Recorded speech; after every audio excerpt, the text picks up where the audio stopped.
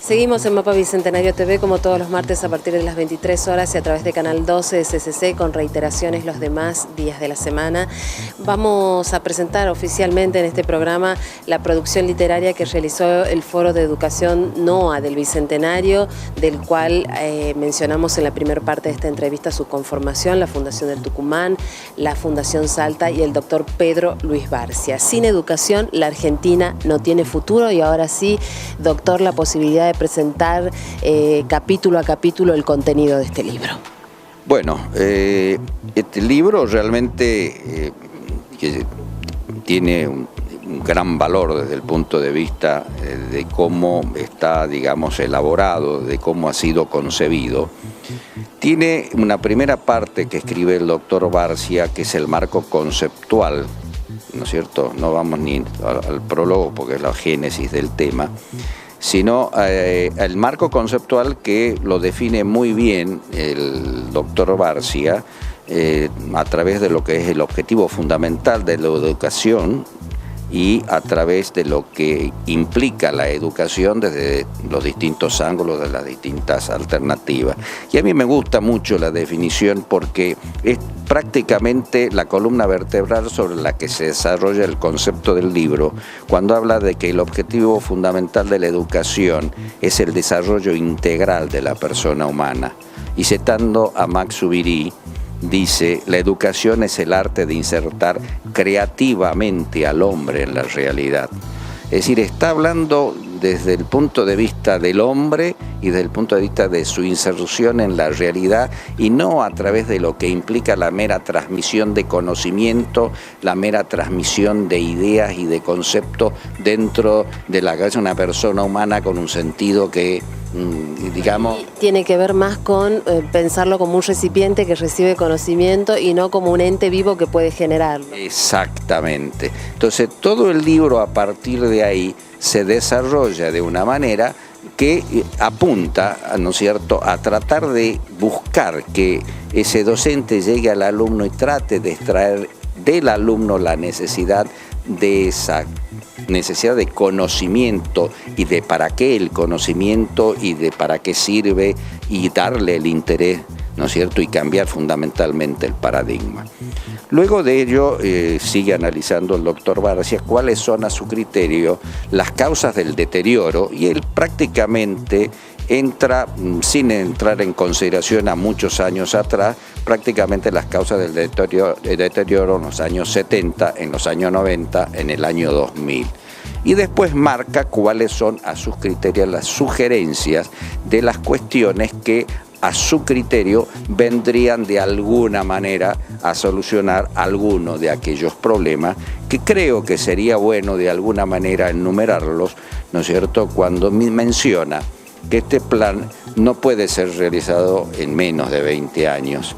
Y no lo puede ser porque acá no basta con la simple actualización de conocimiento que uno tiene que transmitir o el cambio o el uso de metodología para que las cosas se den de un día para el otro. No, acá son cambios estructurales donde hay que mirarlo desde distintos puntos de vista, ¿no es cierto?, es en base a la formación de las personas en su base cultural, desde el punto de vista axiológico, desde el punto de vista de su comunicación dialógica, desde el punto de vista de la cultura del trabajo y del esfuerzo, a través de su cultura nómica, el cambio fundamental en lo pedagógico, lo organizativo, institucional, lo digital, la articulación entre el hoy y el mañana, el salario real y justo, la profesionalización de los docentes, formación de formadores, la educación en cultura argentina y historia nacional,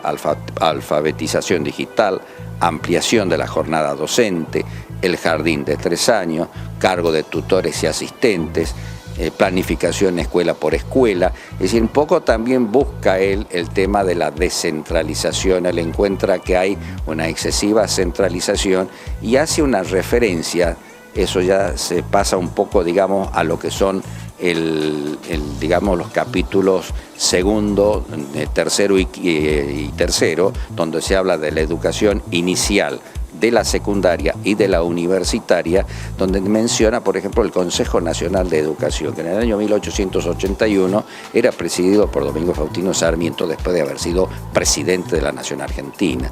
Y la importancia que se le daba al Consejo, a la comisión de texto que preparaba los textos que venían, ¿no es cierto?, a ser los textos de enseñanza, ya de alguna manera diagramado por todo este consejo que estaba pensando la educación, y eran grandes pensadores como Paul Grusac, Juan Beterán, el mismo Pisurno, y tantos nombres más de prestigiosos educadores que realmente han pasado por el Consejo Nacional de Educación. Acá se ha verticalizado mucho a través de un ministerio que no tiene escuela, le ha quedado prácticamente nada más que con las universidades, un ministerio un Consejo Federal de Educación, luego los gobiernos provinciales, Ministerio de Educación, y los municipios sin ninguna mayor participación en el tema.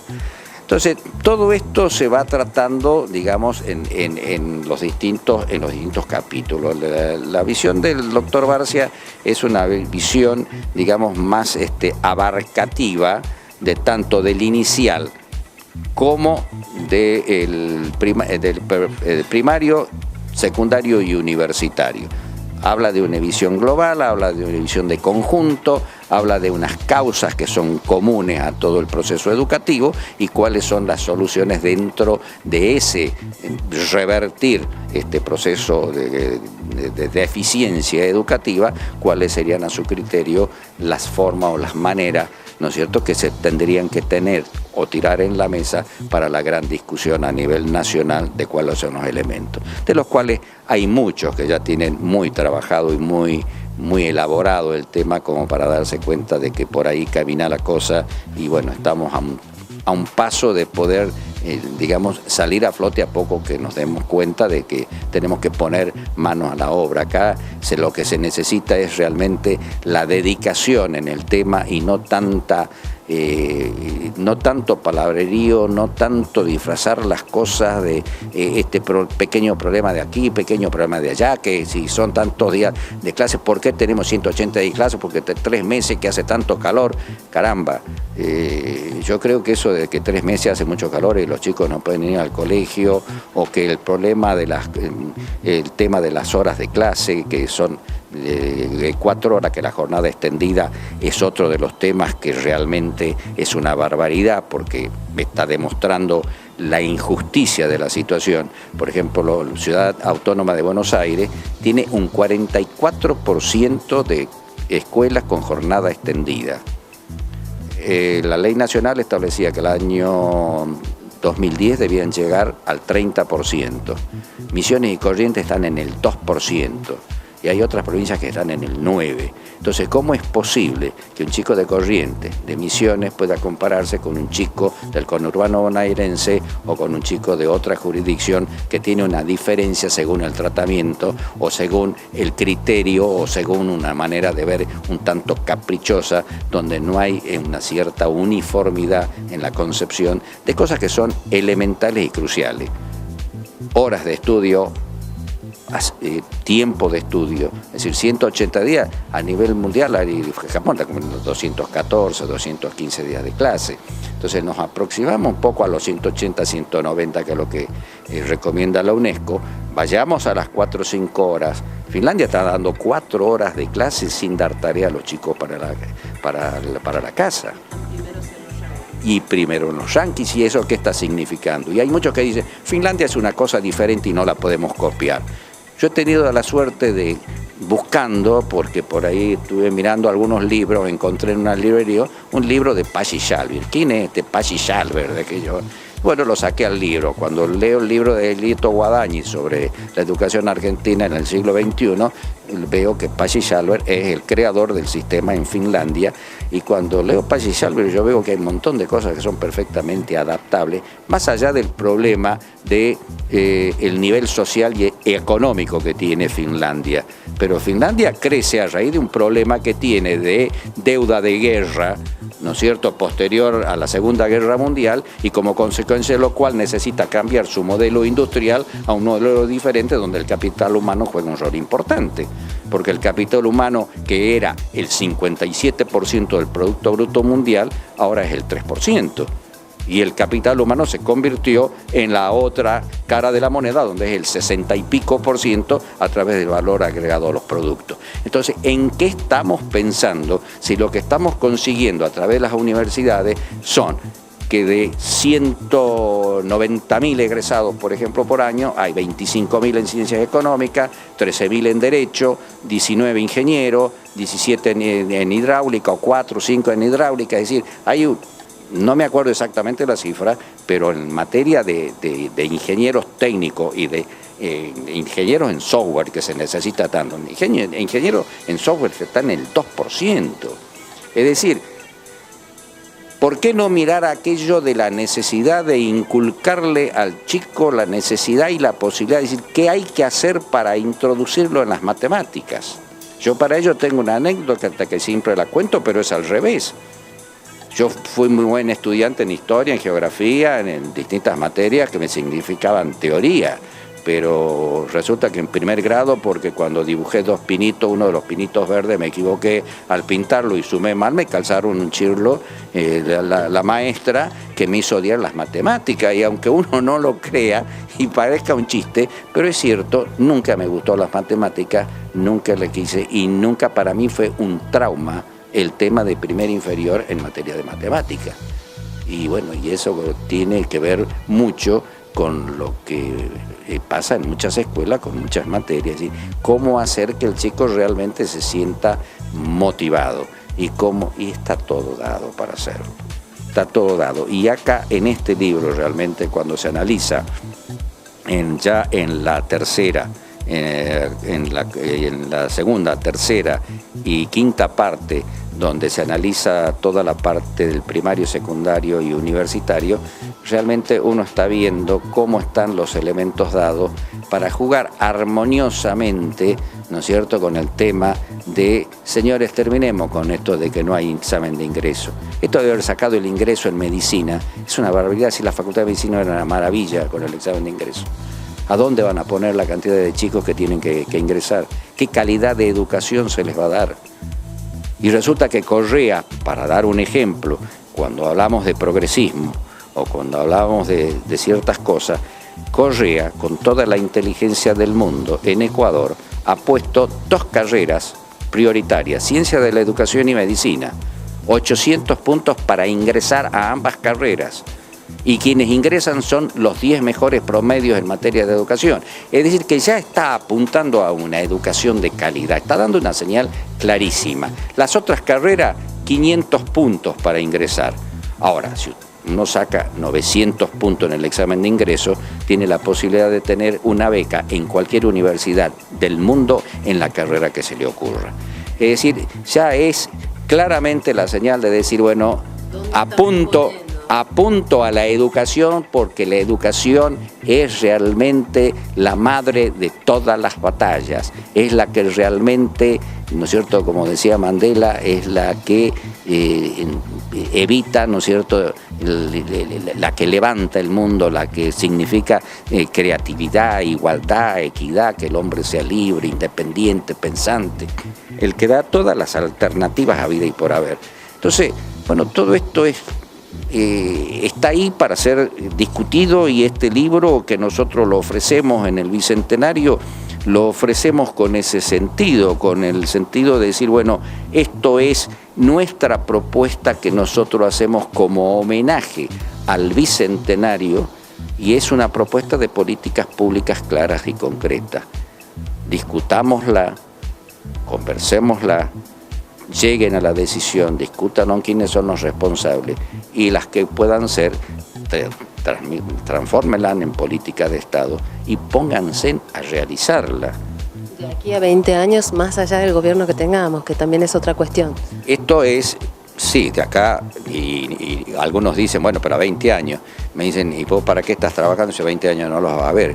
Y yo estoy trabajando no para mis hijos, ni siquiera para mis hijos. Yo veo mis nietos y los posibles bisnietos que vayan a venir, y en ellos son los que yo me inspiro para decir, tengo ganas por mis nietos y bisnietos de que ellos puedan tener la escuela que se merecen, ¿no es cierto? Y para que los chicos que realmente están en esas condiciones tan tremendas, ¿no es cierto?, de pobreza y de indigencia, puedan tener la alternativa, como en aquella oportunidad vi una película sobre Medellín, cuando trabajaban sobre las favelas en la zona de la FARC y del narcotráfico, que eran zonas tremendamente pobres, y había un abuelo de cerca de 90 años, sombrero, y le mostraban un tamaño edificio dentro de la favela, que era una escuela muy linda, muy hermosa, con una biblioteca al lado, muy linda.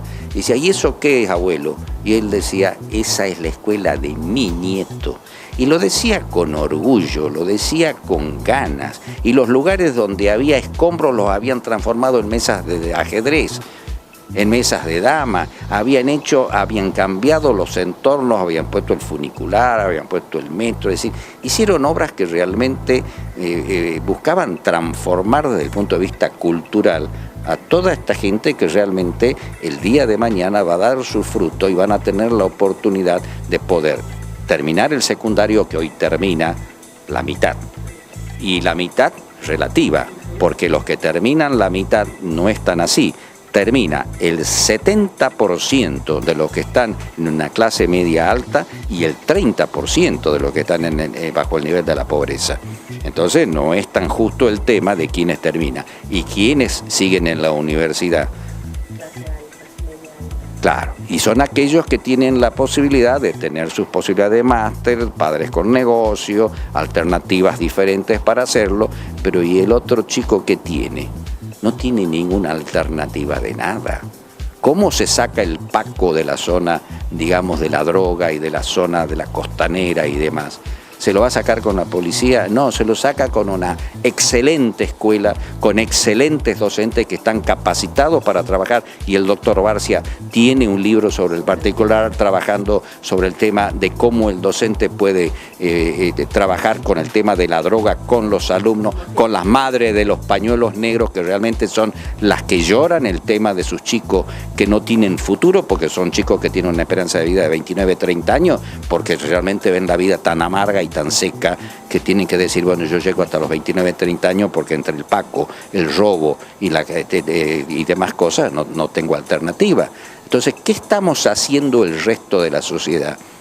Entonces, cuando uno por ahí está en la rueda de amigos o en las conversaciones y demás, y se queja de que el Estado tal cosa, que esto tal otra, que los carritos que levantan basura y demás, que esto, y uno no se pone a pensar realmente en la vida que está llevando un tremendo sector de gente que está desocupada, que está en la indigencia, que está en la pobreza y que tiene como única alternativa esta educación. Y si nosotros, como ciudadanos de este mundo, no le podemos dar a través del Estado y a través de nuestra colaboración, ya sea en horas de trabajo, ya sea por la vía que sea, no le podemos dar la alternativa de decir, ayudarlos de alguna manera a que avisoren el futuro diciendo, oye, estudia que esto el día de mañana te va a posibilitar tener la alternativa de salir de este lugar, ¿no es cierto? Bueno, entonces yo creo que quienes estamos cometiendo el tremendo pecado de lesa humanidad, casi diría yo,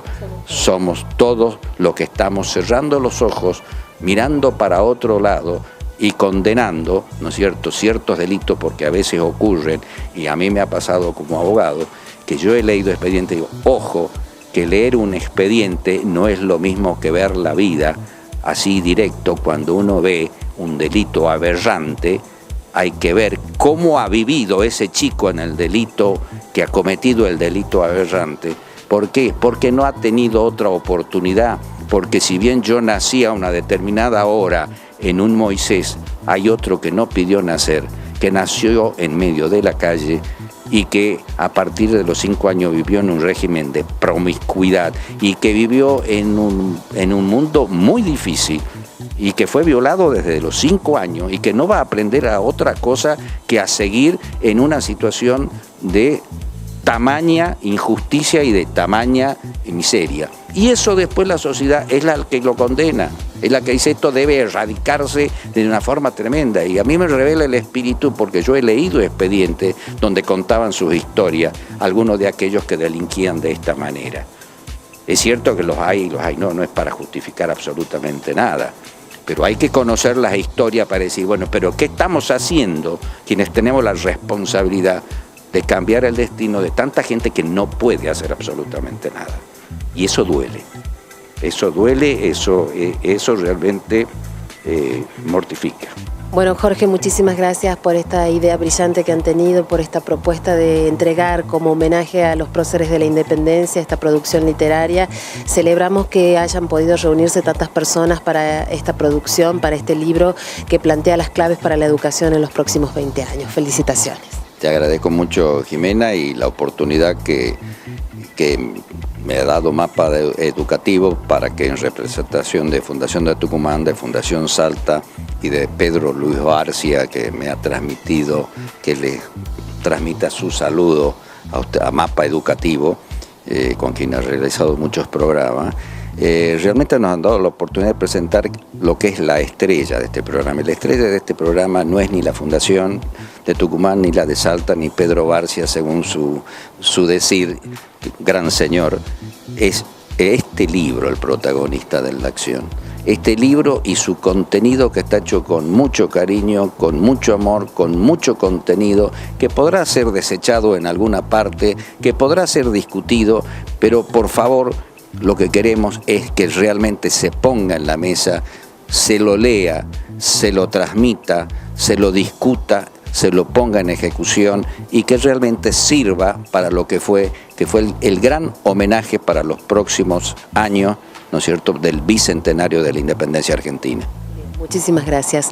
Con ustedes, televidentes de Mapa Bicentenario TV, nos encontramos la próxima semana. Hasta entonces.